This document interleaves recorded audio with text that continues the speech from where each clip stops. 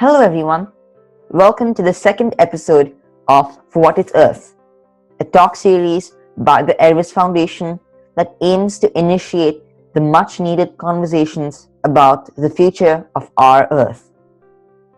I am Haziq Kazi and I am super excited for today's episode. Today we have with us someone who has the on-field expertise of over 13 years with her work with marine life, especially our marine friends, the sea turtles. And she has joined us today to give us a much needed reality check. Dr. Christine Figgener is a marine conservation biologist and Director of Science and Education of Footprint Foundation. She has been working in sea turtle conservation and research for over a decade. She is now leading two grassroots nonprofit organizations in Costa Rica, dedicated to saving marine turtles and improve the local livelihood. For her advocacy work, she has been named a Next Generation Leader by Time magazine in 2018. And she is globally known for having filmed the sea turtle video. It is such an honor and pleasure to welcome Christine Figgener on our show today. Thank you so much for joining us.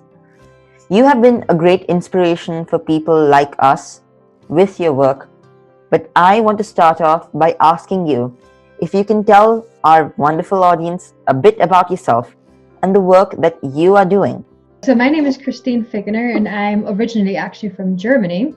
I fell in love with the ocean probably as a child when I went on vacation to the ocean with my parents. And after that, it was really just kind of a gradual thing that I knew that I wanted to be an ocean explorer. I didn't really know how I could probably make a career out of it. But then in my teens, so I was about 13, I became an intern at one of the big dolphineria that still existed back then in Germany. So I had the chance to get a lot of exposure to marine mammal husbandry and also the biologists, of course, that were there and doing their research. So that meant I had all of a sudden a really clear idea of how I can make a career, with my love for the ocean. And the other really neat thing was that they also supported conservation projects in the field. So that was the other part that I was really passionate about. And in 2009, I pretty much sold everything I owned in Germany, gave away the rest, packed the rest, and then I moved to Costa Rica for good, started working there, and have been running different conservation and research projects on marine turtles for the past 13 years now. Your designation sounds pretty cool. A marine conservation biologist. Sounds like a Jedi Knight protecting the oceans and stuff. So, what is the best part of the work that you do? I think I spend a lot of time outside, and of course I spend a lot of time with the animals that I like so much. And the interesting thing is, so in the meantime, I've actually worked with humpback whales as well. And I mean, I still love them. They're still one of my two favorite critters, ocean critters. But the thing is that with marine mammals, you never get so close as you do with marine turtles. So marine turtle work is really hands-on.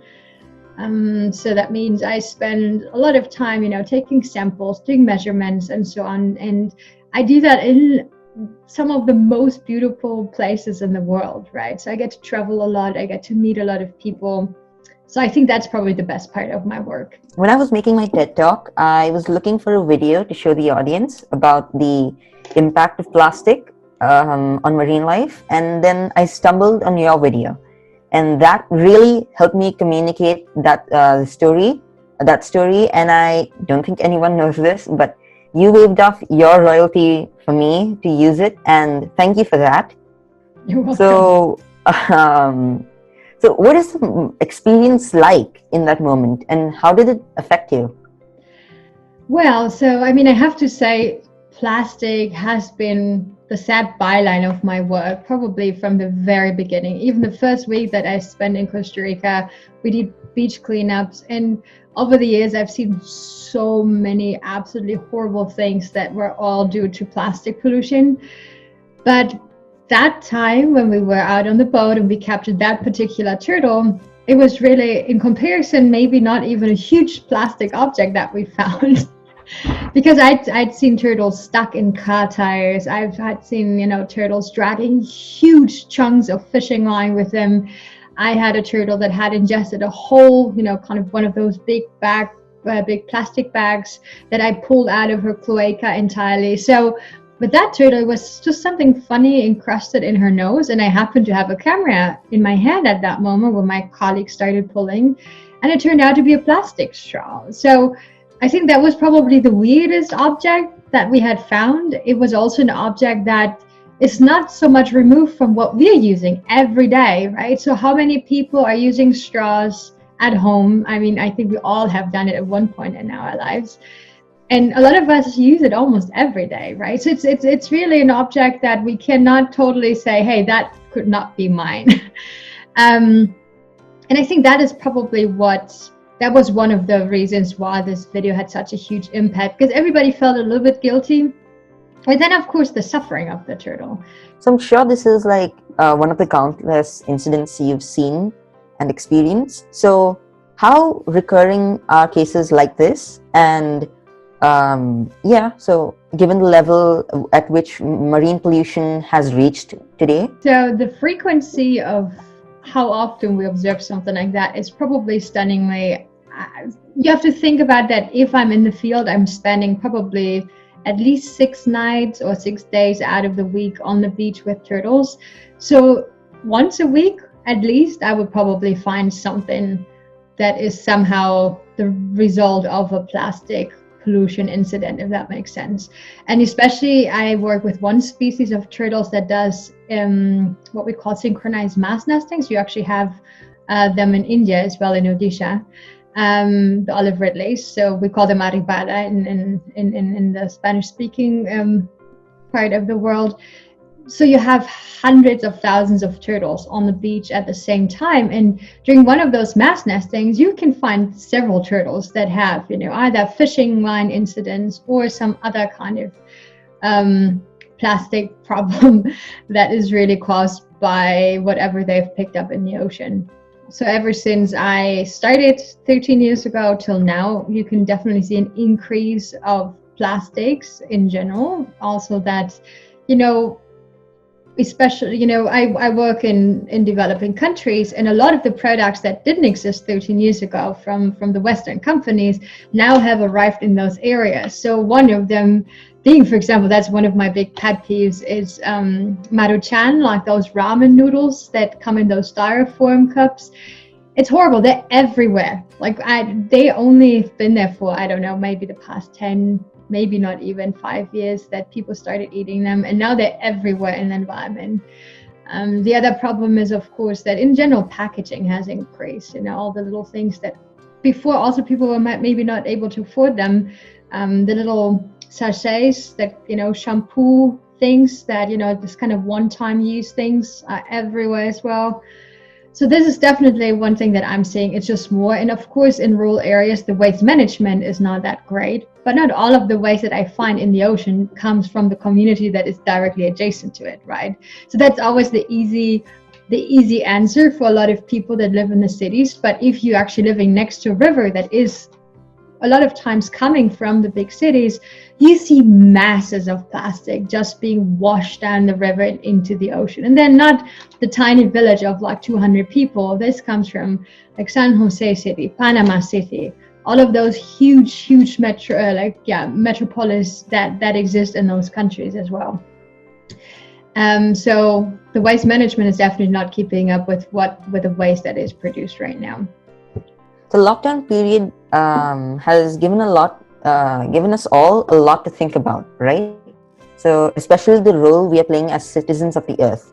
So how do you think the lockdown affects the marine ecosystem, and how, even after the lockdown, how can we continue to support it?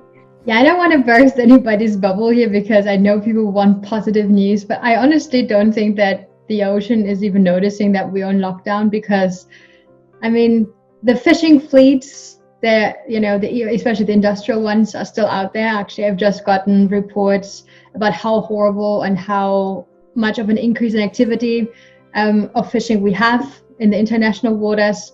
that are one of the most detrimental businesses to our ocean lives because of the bycatch, because of the ghost nets that they discard and so on. And the other thing is we're still producing waste. I mean, we might not be heading to the beaches, but the thing is, though, actually we're producing probably more waste right now with our gloves and masks. And people have become more careless because all of a sudden the luxury maybe to think about the environment doesn't exist. So I feel a lot of times where we have had already advanced into a more ecological mindset, people are actually making like 10 steps back. I don't know what it's like in India, but here in the US where I live right now, it is so interesting to see. So we had a bunch of bans on single-use plastics, especially bag bans in different states. And the plastic industry is actually doing big pushes to reverse all of those bans and sowing fear in the people, making them believe it's the more hygienic and the safer option. So people, of course, go for it, right? All of a sudden, it's not okay anymore to drink tap water, so people use bottled waters again. And some grocery stores don't let you use your reusable grocery bags. So you have to be really creative. So I, for example, instead of bringing my bags inside, I mean, I have a bike anyway, so I usually have a big backpack. So I just put everything back in the shopping cart and then go outside and then pack my bags, But a lot of people are too inconvenienced by those things, right? It's not in the front of their mind. Their safety, of course, is first. And the second thing, that we have brought this pandemic onto ourselves. So how we are treating the environment, the population density, how we're abusing wildlife in the sense of, what we're eating. And I mean, we don't yet know where the virus really coming from, but I mean, it has jumped from animals to humans, and it is the result of, being too close to wildlife. We are invading the spaces of wildlife as well. So these are the things that we need to think about, because we really are probably looking only at the first of many of those pandemics, and we still have an even bigger crisis that is coming our way, and that's the climate crisis. Do you think we can reverse the magnitude of damage we have inflicted upon the environment? And what role do you think the youth can play in all of this? Yeah, so I have to say I'm an optimist despite all of the things that are happening. So I don't think that we can necessarily reverse everything, but I think we can stop the destruction. So I don't think, because a lot of times we don't even know what the baseline was. So we need to kind of do what we have. I think we can restore certain things. It will never be the same as before, but I think we can definitely do damage control. And I really think that the youth, the generation, my generation, your generation, and the generation even younger than you, we are going to be the ones that will make the change, because I think we're all tired. It's our future, and obviously the generation before us doesn't care enough. I mean, very obviously they don't have the understanding. If you listen to them, they really don't care. So it's up on us to really create our own future. And I think this is so important that we all realize also how much power we have. I mean, first of all, we're not by ourselves. So we have this incredible community of youth leaders, thought leaders, and even from the older generations, there are people that are on our side, right? So I just think that going forward, we just need to make sure we are being heard and we have more decision power as well. The youth can change that, right? We are better educated. We have more science available to make the right choices. So if we don't do it, it's really kind of on us. I would like to once again thank Christine Figgener to coming on the show. Thank you, Christine. Thank you so much. And we will see you all in the next episode of For What It Is.